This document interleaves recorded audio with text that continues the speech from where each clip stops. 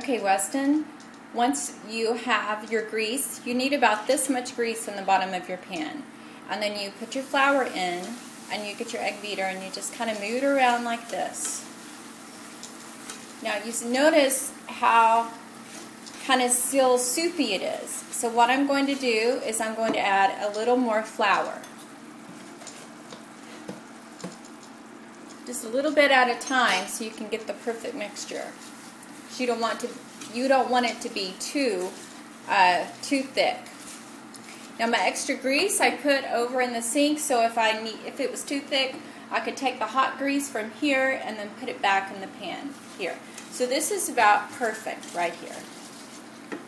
Now I'm going to get the milk. I'm going to add the milk. You want your heat on high when you add the milk, and it'll start bubbling like this.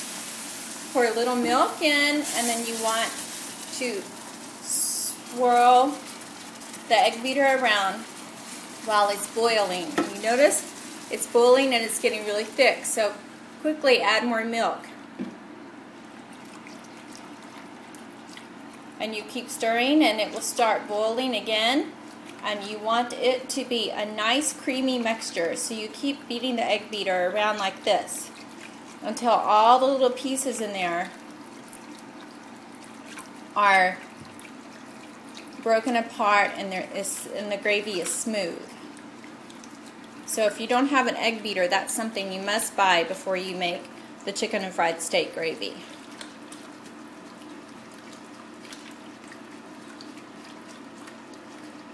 And it's going to get thicker. What I'm going to do is I'm going to add more milk. This is all the milk that I have. But you want it to be a good mixture. Now, you need to season the gravy at the same time. So you want to add some salt. And if you like pepper, add some pepper. Don't add too much. You want to be able to taste it to make sure you don't get too much in it. So I'm just going to wait for that to boil. While I wait, I'm going to get a spoon and I'm going to taste it and make sure that the seasoning is good.